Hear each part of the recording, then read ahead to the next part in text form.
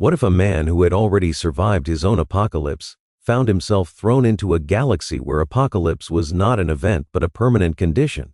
What if the warrior who had faced demons with nothing but rage and steel discovered a universe where demons were not aberrations but inevitabilities, catalogued and numbered, studied and feared by an empire that spanned 1,000,000 worlds?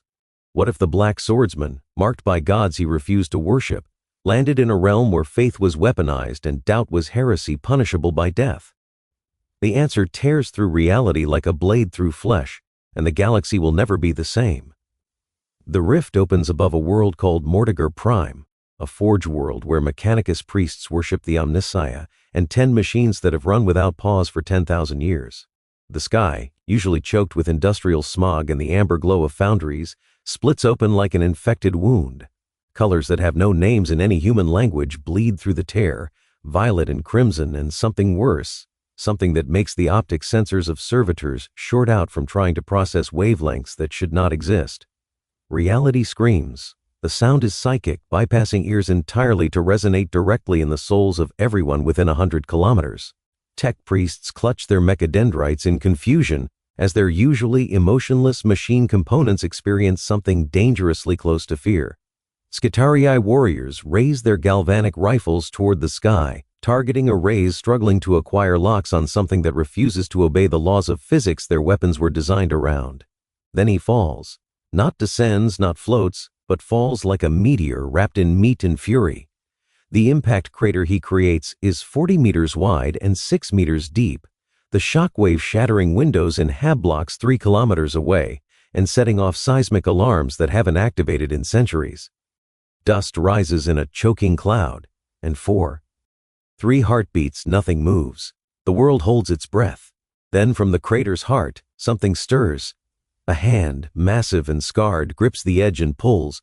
Guts rises from his own grave for what feels like the 1,000th time, because that's what he does. That's what he's always done since the eclipse stole everything and left him with nothing but a sword too heavy for normal men and a rage too pure to ever burn out completely.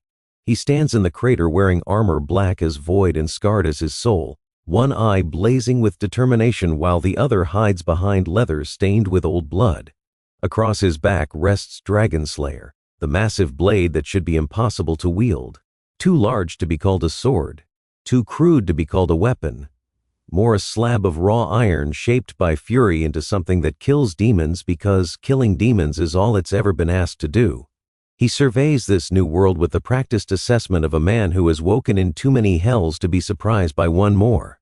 The sky is wrong, the air tastes of metal and prayers whispered by machines, and in the distance he can hear chanting in languages that make his teeth ache. Different hell, same fundamentals. Demons to kill, nightmares to survive, another day where death is optional if you're willing to fight hard enough to make it so. The Skitarii find him within minutes, a full maniple of augmented warriors whose organic components have been minimized to increase efficiency and whose loyalty to the machine god is absolute because doubt has been surgically removed along with most of their frontal lobes. They form a perimeter around the crater, 30 guns trained on the figure standing at its center, and their voxcasters crackle with binaric cant as they report to their magos that something impossible has manifested and requires immediate analysis or termination, possibly both. The lead alpha speaks in grating Gothic, his voice synthesized through vocal processors that strip away any warmth. You will identify yourself. You will explain your presence. You will submit to Mechanicus custody for analysis. Resistance will be met with lethal force. You have 10 seconds to comply. Guts looks at them with his single eye, cataloging weapons and armor, calculating odds with the instinct of a man who has fought overwhelming numbers so many times, it's become muscle memory. 30 targets, augmented but not invincible, positioned in standard defensive formation with overlapping fields of fire. He's faced worse, he's survived worse. The memory of the eclipse, of fighting through literal mountains of demons while reality bent around him, makes this seem almost manageable by comparison. He doesn't reach for Dragonslayer yet, but his right hand drifts closer to the hilt in a motion so subtle only trained warriors would notice. The Skitarii Alpha notices. His targeting array shifts from amber to red. You have 5 seconds remaining. Compliance is mandatory. Guts' response is to move, Not toward them, not away, but simply to shift his weight and settle into a stance that any veteran would recognize as the prelude to violence. It's not aggression exactly, more the coiling of potential energy, the drawing back of a hammer before it falls. The Skitarii interpret this correctly as non-compliance and open fire. 30 galvanic rifles discharge simultaneously, magnetic coils accelerating solid rounds to velocities that should punch through any known armor. The sound is like thunder compressed into a single syllable. The rounds converge on the point where Guts stood a microsecond earlier, but he's already moving, his body exploding into motion with speed that seems impossible for something wrapped in so much armor and carrying so much weight. He's learned through years of fighting things faster and stronger than him that speed isn't just about muscles. It's about reading your enemy, anticipating, being where the attack isn't, rather than trying to dodge where it is. Dragonslayer clears its bindings in one smooth motion, and suddenly the crater erupts with violence that the Skitarii's tactical cogitators struggle to process. The massive blade sweeps through their formation like divine judgment rendered in iron, and where it passes augmented, warriors come apart in sprays of blood and sparking circuitry. Guts doesn't fight pretty, doesn't waste motion on flourishes or style. Every movement serves the singular purpose of killing what needs to die so he can survive another minute, another hour, another day. A Skitarii raises his rifle to fire point blank and loses both arms to a horizontal slash that continues through his torso, bisecting him at the ribs. Another tries to flank and catches Dragonslayer's pommel in his faceplate hard enough to shatter both the armor and the augmented skull beneath. They try to adapt, to establish firing lines and create distance, but Guts has fought in tighter spaces against faster enemies, and he presses them relentlessly, never allowing the breath they need to coordinate, never giving the second it takes for their targeting systems to achieve proper locks. Within 90 seconds, the maniple is combat ineffective. Their bodies scattered across the crater in various states of dismemberment, and Guts stands among the wreckage, breathing hard but standing, always standing, because falling means dying, and he's not ready for that yet. Alarms are screaming across Mortigar Prime now, the kind of alerts that haven't sounded since the last Orc invasion 3 centuries ago. Magos Dominus Zen-97 watches through surveillance feeds from his command throne deep in the manufactorums, his mostly mechanical brain processing what his sensors show and arriving at conclusions that should be impossible. A single organic warrior, baseline human by all readings, has eliminated a full Skitarii maniple in under 2 minutes using nothing but a primitive edged weapon and close-quarters combat techniques that predate the Age of Strife. The tactical implications are disturbing. The theological implications are worse, because if the Omnissiah's blessed warriors can fall to crude iron wielded with sufficient fury, what does that say about the superiority of machine over flesh that forms the foundation of Mechanicus doctrine? Z97 makes a decision that will echo across the sector. He transmits a priority astropathic message to the nearest inquisitorial facility, encoded with ciphers that guarantee it reaches someone with sufficient authority to respond to what he classifies as a potential chaos incursion or Xenos infiltration, possibly both. The message is brief and carries the weight of a tech priest whose calculations have revealed an equation that doesn't balance. Unknown combatant manifested via warp anomaly. Demonstrates capabilities inconsistent with baseline human parameters. Threat assessment, Omega. Request immediate inquisitorial intervention. The response takes 6 hours to arrive, during which Guts has been moving through Mortigar Prime's industrial sectors like a ghost, avoiding the increasingly frantic search parties, sleeping in 3-hour increments in forgotten maintenance tunnels, treating his wounds with salvaged materials, and the grim determination of a man who has learned to be his own medic because relying on others gets you killed. When the Inquisitor's ship breaches the atmosphere, it does so with the subtlety of a cathedral falling from orbit. The vessel is ancient, its hull bearing the Aquila and the inquisitorial rosette in gold leaf that has survived 10,000 years of war. Inquisitor Covenant steps onto Mortigar Prime's surface with the authority of a man who has executed planetary governors for insufficient faith and feels no guilt about it. He is old, his face a roadmap of scars earned fighting enemies that most Imperial citizens don't have clearance to know exist, and his eyes carry the weight of secrets that would drive lesser minds into gibbering madness. Behind him comes his retinue, a collection of specialists who represent the Inquisition's varied tools. Sister Beatrix of the Order of the Bloody Rose, her power armor painted in white and crimson, a heavy bolter mag-locked to her back. Interrogator Ven, young but sharp-eyed, his servo skull floating at his shoulder recording everything. Astropath Kel, her eyes gone white from soul-binding but her mind capable of touching the warp with sufficient discipline to avoid immediate damnation. And veteran Sergeant Marcos of the Tempestus Scions, his hotshot lasgun held with the casual competence of a man who has stormed chaos strongholds and lived to classify the experience as routine. Covenant listens to Mego Zen-97's report with the expression of a man who has heard every variation of impossible and learned to categorize them by threat level. When the tech priest reaches the part about the primitive sword-killing Skitarii in seconds, Covenant's interest sharpens visibly.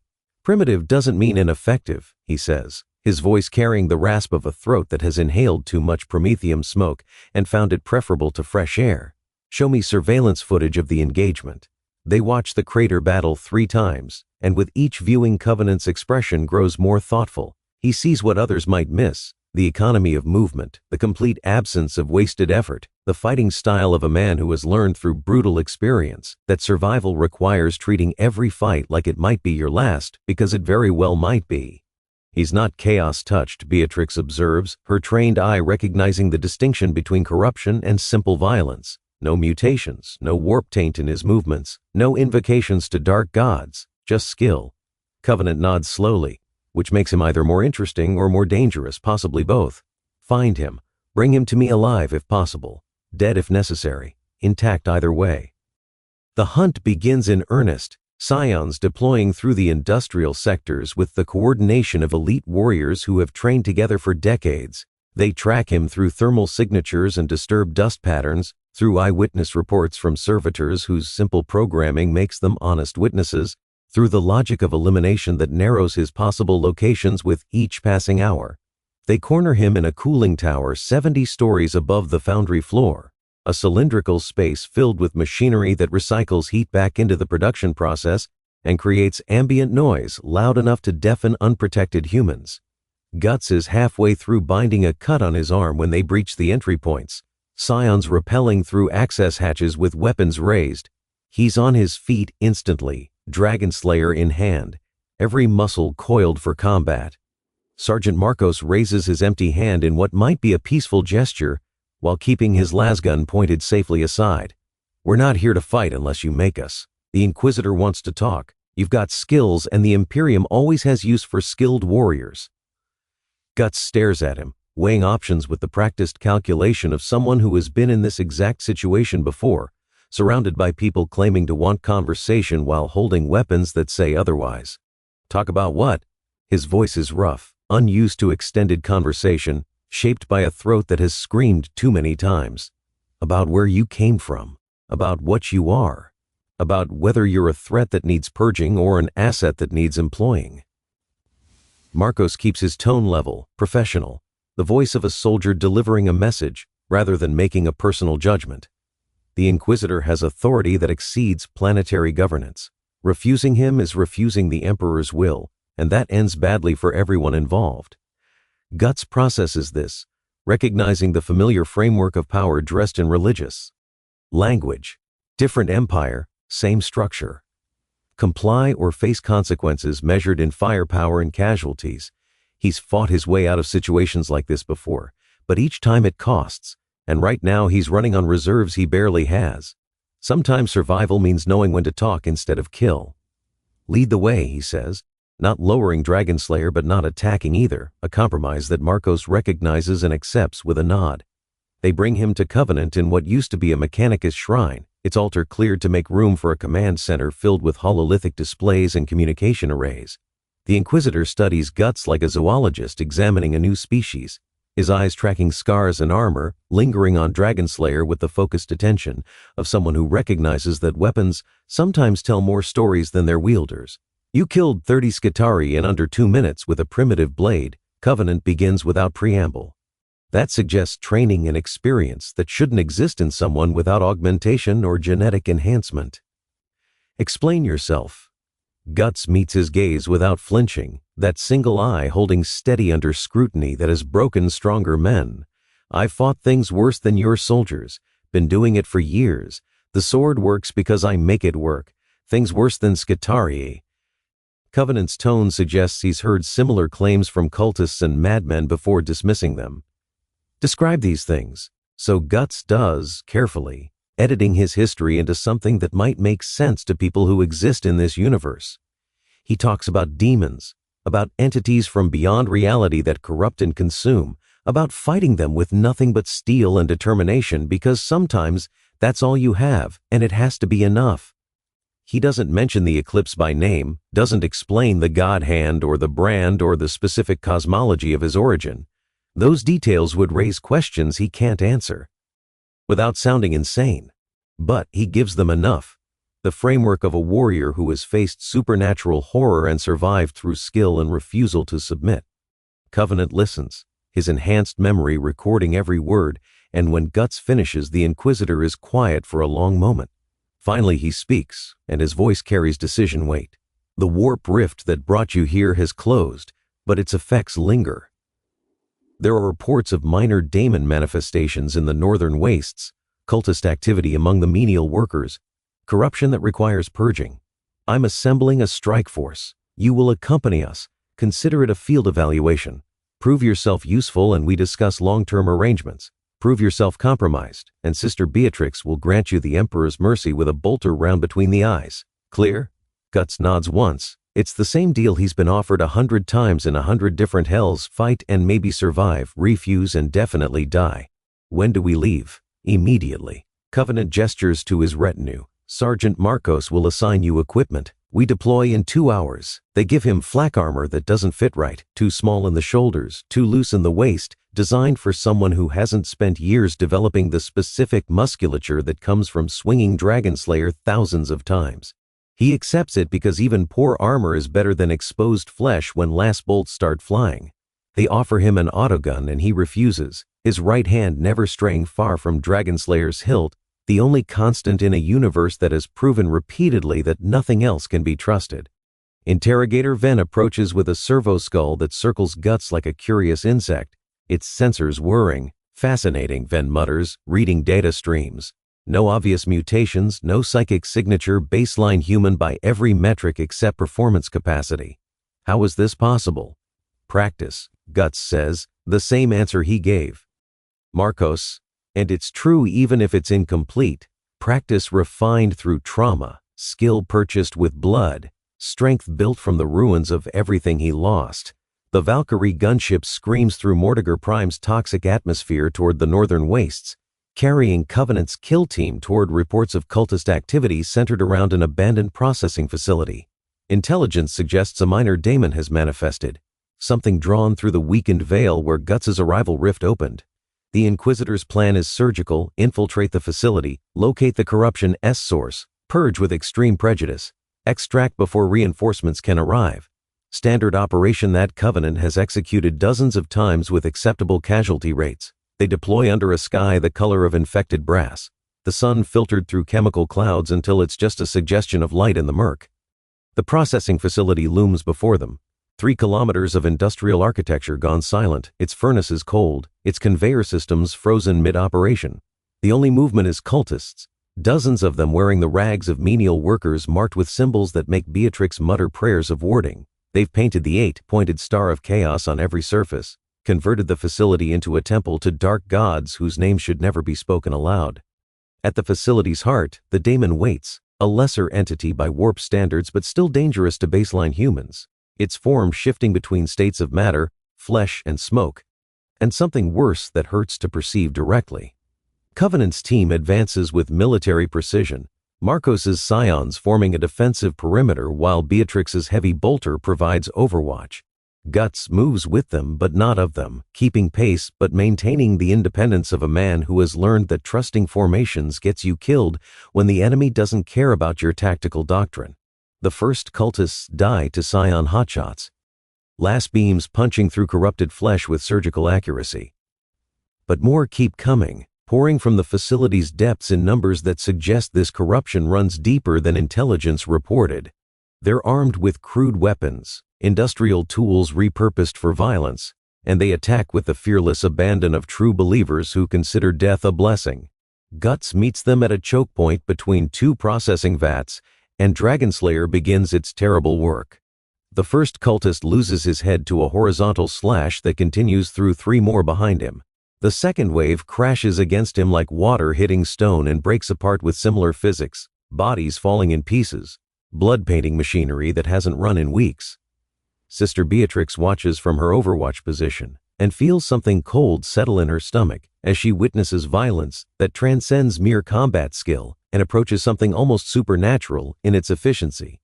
This is what the Emperor's angels must have looked like during the Great Crusade, she thinks.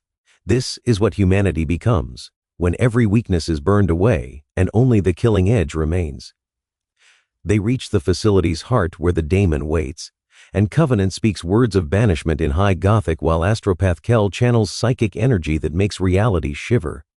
The daemon shrieks, its form destabilizing under combined assault, but before it dissolves completely it lunges for the weakest link in their formation, not the warriors or the psyker, but Interrogator Ven. Young and relatively inexperienced, his reactions just a half-second too slow.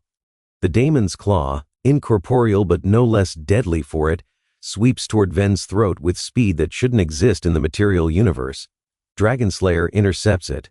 Guts moves without thought, pure muscle memory driving him across the space between, the massive blade meeting immaterial flesh and doing what it has always done, refusing to accept that.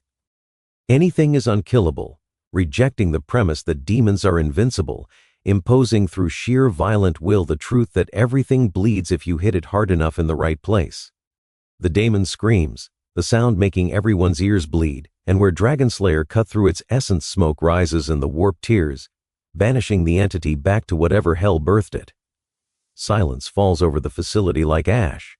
Covenant stares at Guts with an expression that might be respect or might be concern, possibly both. "You just banished a daemon with an unpowered blade," the Inquisitor says, his voice carrying the weight of someone stating an impossibility that nevertheless occurred. That should not be possible without blessed weapons or sanctified ammunition. Guts pulls Dragonslayer free from the space where the daemon was, the blade smoking faintly. It's killed demons before, knows how to hurt them, which is true even if the full truth would take hours to explain and require context about the eclipse and the god hand that Covenant lacks. The extraction is tense, everyone processing what they witnessed, the implications settling like lead weights in their tactical assessments. Back aboard the Inquisitor ship, in a chamber that serves as both debriefing room and judgment hall, Covenant delivers his verdict. "You're dangerous," he begins, "but you're dangerous to our enemies, which makes you valuable. I'm authorizing your recruitment as an auxiliary asset to the Inquisition. You'll operate under my authority, deploy against threats that require your particular skill set, and in exchange you'll have the Imperium's resources supporting you. Food, ammunition, transportation, medical care. Refuse and I'll classify you as too dangerous to leave unmonitored, and you'll spend the rest of your life in an inquisitorial black site answering questions while Astropath Kel picks through your memories. Choose. It's no choice at all, which makes it exactly the kind of choice Guts has learned to expect from authority figures who dress tyranny in pragmatic language, but it's also survival, direction, purpose in a galaxy that has proven itself just as hostile as every other hell he's suffered through. "I'll fight," he says, because that's all he knows, all he's ever known, the one constant that transcends dimensions and cosmologies and the collapse of everything he once cared about. "But I keep my sword." Covenant nods, having expected nothing less. "Agreed. Welcome to the Inquisition Auxiliary. The Emperor protects." Around them the others echo the phrase automatically, years of conditioning making the response reflexive. Guts doesn't join the chant, his relationship with gods and emperors too complicated for simple faith, but he acknowledges the sentiment with a nod, accepting the framework they offer because frameworks provide structure and structure provides purpose, and purpose makes survival mean something beyond just another day of refusing to die. His first official operation comes within a week. A chaos cult on a hive world that has been sacrificing citizens to summon something the Inquisition's demonology texts classify as extremely dangerous. The deployment is messy, the fighting brutal, 3 days of close-quarters combat in underhive tunnels where visibility measures in meters and every corner might hide enemies.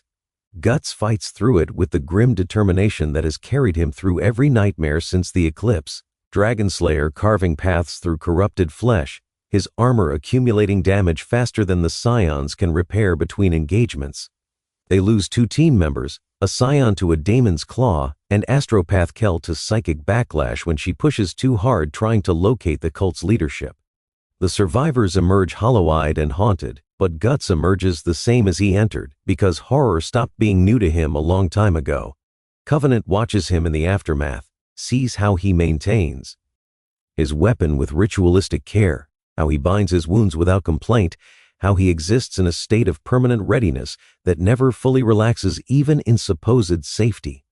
The Inquisitor has seen many warriors over his decades of service, heroes and killers and everything between, but this one is different, forged by fires that Covenant can only guess at, tempered into something that treats Apocalypse as just another Tuesday. "You fight like a man with nothing left to lose," the Inquisitor observes during their post-operation debrief. Guts looks at him with that single eye that has witnessed the deaths of everyone he loved and learned to function anyway. "That's because I don't," he says simply, and Covenant recognizes the truth in it, the liberation that comes from having already lost everything, the terrible freedom of a man who has passed through suffering so complete that additional pain becomes just weather, inevitable and survivable. The missions continue. A word-bearer's warband attempting to summon Daemons on a shrine world. Cultists corrupting a water supply on an agri-world. A Daemon prince manifesting in the heart of a forged temple. Guts becomes Covenant's sledgehammer, the tool deployed when subtlety has failed and only violence remains. When the enemy needs to be destroyed so thoroughly that examples are made and heresies are discouraged through sheer visceral horror. His reputation grows in whispers through inquisitorial networks. Stories that sound like legends except they're documented in after-action reports and surveillance footage. The man who killed a bloodletter in single combat. The warrior who walked through Daemon fire without sanctification or psychic protection and survived through sheer bloody-minded refusal to accept death. The Black Swordsman, they start calling him, because his armor is always stained dark with the blood of enemies and his blade never seems to dull no matter how much it's used. He doesn't care about the reputation. Doesn't seek glory or recognition. These are just tools the Imperium uses to motivate its servants, and he's already been broken too completely to be motivated by anything except the fundamental drive to keep fighting, because fighting is all that remains when everything else has been taken. But he accepts the title because names have power and fear is a weapon, and if calling him the Black Swordsman makes enemies hesitate for even a moment, that's a moment he can exploit to kill them before they kill him. Months become a year, then 2. The operations blur together in memory, different faces on the same fundamental horror, different names for the same darkness. Covenant's retinue becomes familiar if not quite friends. Sister Beatrix, who prays before every battle and maintains her heavy bolter with the same care guts, maintains Dragonslayer, Interrogator Ven, who asks too many questions but whose curiosity sometimes uncovers intelligence that saves lives, Sergeant Marcos, who treats war like mathematics, and somehow makes the equations balance despite impossible odds. They learn to work with him rather than around him, to recognize his patterns and anticipate his movements, to understand that he fights best when given space to operate independently while still contributing to overall tactical objectives. He learns their capabilities in return, cataloging who excels in what situations, who breaks under pressure, and who gets stronger. The 1,000 small details that turn a collection of individuals into something approaching a functional unit. It's not trust exactly. He learned the price of trust in an alley in Midland when Griffith's betrayal revealed that even brothers in arms will sacrifice you if the price is right. But it's cooperation, coordination, the acknowledgement that sometimes survival requires functioning as part of a larger mechanism, even when every instinct screams to fight alone. During a rare moment of downtime between operations, Covenant summons him to the observation deck of their transport ship. The Inquisitor stands before the viewport watching the warp stream past in colors that make human eyes water, protected by Geller fields that are all that prevents Daemons from manifesting directly into the ship's hull. You've proven yourself valuable, Covenant says without turning from the view, more effective than I anticipated when I recruited you. But you remain an unknown quantity in other ways. You never speak of your past beyond vague references to fighting Daemons. You carry no identification, bear no allegiance to any world or organization I can verify. Who are you, really? Guts considers how to answer, weighing truth against pragmatism, against the simple fact that some stories are too complicated to tell to people who lack the context to understand them. I'm what's left, he finally says, after everything else gets taken away. The anger and the sword and the refusal to quit. That's all that matters. Covenant turns from the viewport to study him with those eyes that have interrogated heretics and seen through deceptions woven by masters of manipulation. That's a description, not an identity. But perhaps that's answer enough. He returns his attention to the warp beyond the shields. We're heading to Armageddon, major orc incursion, multiple warbands coordinating in ways that suggest something is directing them. The Administratum wants inquisitorial oversight. You'll have opportunities to test that sword against new enemies. Orcs are different from Daemons, more material, less susceptible to fear. They'll provide interesting challenges. Guts nods, accepting this new mission like he's accepted all the others, because challenging enemies mean honing skills, means staying sharp enough to survive the next threat, and the next, and the next, in an endless cycle that defines his existence. Armageddon waits ahead. Another battlefield in a galaxy built entirely from war. Another hell that will test whether his rage burns hot enough to light his way through the darkness. The answer, as it has been since the eclipse, since Griffith's betrayal, since Casca's breaking, is always yes. His rage doesn't burn out, doesn't fade, doesn't offer rest or redemption. It simply is, constant as gravity, eternal as the void, the fundamental force that defines him more completely than any name or history or hope for futures that will never come. The Black Swordsman has found his place in the galaxy, not as a hero or savior, but as a weapon pointed at humanity's enemies, a blade that kills anything it touches and never asks why, only where. The Imperium thinks it wields him, but Guts knows the truth that anyone who has fought, as long as he is, eventually learns. No one wields anyone. You fight or you die, survive or you don't, and all the emperors and inquisitors and gods in every universe that ever existed can't change that fundamental equation. He fights, he survives, he continues, and if the galaxy wants to throw orcs and Daemons, and every horror its infinite darkness contains at him, he'll meet them all the same way he's met everything since the night when the eclipse taught him what loss really means, with steel and fury and the absolute certainty that death might come eventually, but it will not come easily, and anything that wants his skull will have to take it from his living hands or not at all.